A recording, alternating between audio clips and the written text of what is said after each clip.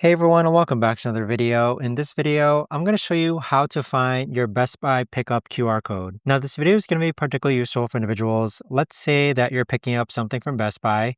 How do you actually go ahead and find your Best Buy QR code? Now, this video is going to be short, sweet, and simple, guys. There's not going to be a lot of steps involved.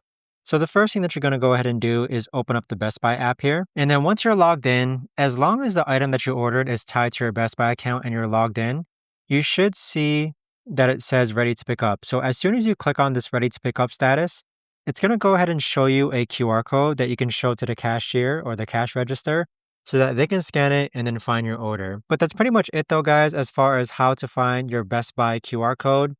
If you guys know of a better or easier way to actually do this, let me know in the comments down below. I would love to know. Thanks so much for watching, everyone, and I'll see you guys all in the next video. Take care. In addition to that, you could also change order details if you click on the bottom hand corner, and it'll just show you all the order details here in case you need to change anything as well.